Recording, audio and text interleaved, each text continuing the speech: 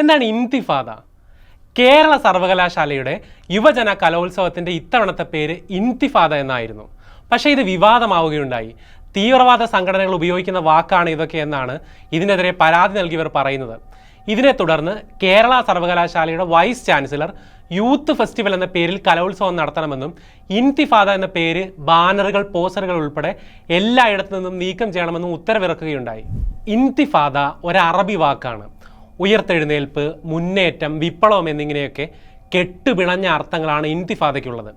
Israel അധിനിവേശങ്ങൾക്കെതിരെ Palestine നടത്തിയ മുന്നേറ്റങ്ങളെ ഇന്തിഫാദ എന്നാണ് വിശേഷിപ്പിച്ചിരിക്കുന്നത്. പലസ്തീനിലെ കുട്ടികൾക്കെതിരെ Israel നടത്തുന്ന കൊടും ക്രൂരതകളെ പ്രതിരോധിക്കാനാണ് ഇന്തിഫാദ എന്ന് പേര് നൽകിയതെന്നാണ് സർവകലാശാല യൂണിയൻ ചെയർമാൻ നൽകിയ വിശദീകരണം. പ്രളയശേഷമുള്ള കലോത്സവത്തിന് അതിജീവനമെന്നും സിറിയൻ സംഘർഷവേളയിൽ പലായനമെന്നുമൊക്കെ മുൻപും പേരിട്ടിരുന്നതും ഓർമ്മിപ്പിക്കുന്നു. ഇപ്പോൾ ഇന്തിഫാദ എന്താണ് എന്നതിനെക്കുറിച്ച് ഏകദേശം ഒരു ധാരണ വന്നു കാണും. 1987-കളിലൊക്കെയാണ് ഇന്തിഫാദ എന്ന പദം പ്രചാരത്തിൽ വരുന്നത്.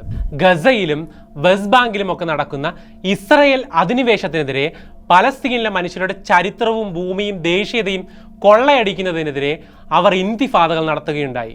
പലസ്തീൻ്റെ രാഷ്ട്രീയ ചരിത്രത്തിൽ 2 ഇന്തിഫാദകൾ നടക്കുകയുണ്ടായി. ഒന്നാമത്തെ ഇന്തിഫാദ നടക്കുന്നത് ഡിസംബർ 1987-ലാണ്. ഇതിന് കാരണമായത് പലസ്തീൻ തൊഴിലാളികളെ കൊണ്ടുപോകുന്ന വാനിലേക്ക് ഒരു ഇസ്രായേൽ ട്രക്ക് ഇടിച്ചു കയറുകയും 4 പലസ്തീനികൾ കൊല്ലപ്പെടുകയും ചെയ്ത സാഹചര്യത്തിലാണ്. ഇതിനെ തുടർന്ന് സമരങ്ങളും പ്രക്ഷോഭങ്ങളും കത്തിപ്പടർന്നു. ഇസ്രായേലി അധിനിവേശത്തിനെതിരെയും പലസ്തീൻ്റെ സ്വാതന്ത്ര്യത്തിനായും വലിയ മുന്നേറ്റങ്ങൾ അക്കാലത്ത് നടന്നു. ഒന്നാം ഇന്തിഫാദ അങ്ങനെയാണ് സംഭവിക്കുന്നത്. 1993 വരെ ഒന്നാം ഇന്തിഫാദ നീണ്ടുപോയി. 1500-ലധികം മനുഷ്യർ ഇതിൽ കൊല ചെയ്യപ്പെട്ടു.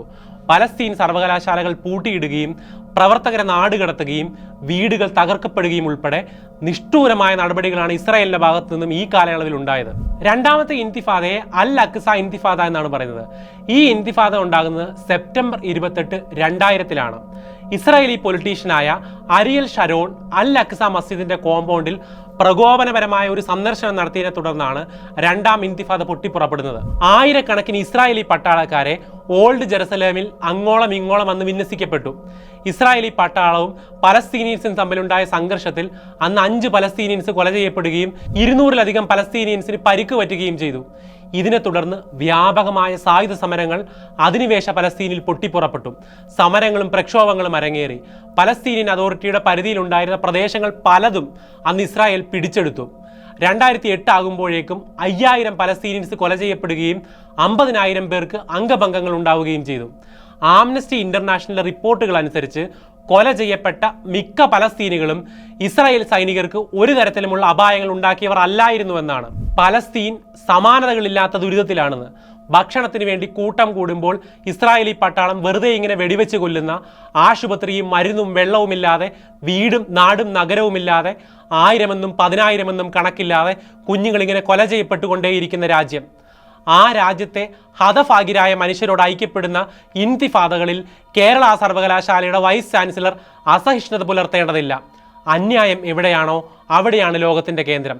കലയെ ആർക്കും അതിൽ നിന്നും വേർപെടുത്താനാകില്ല.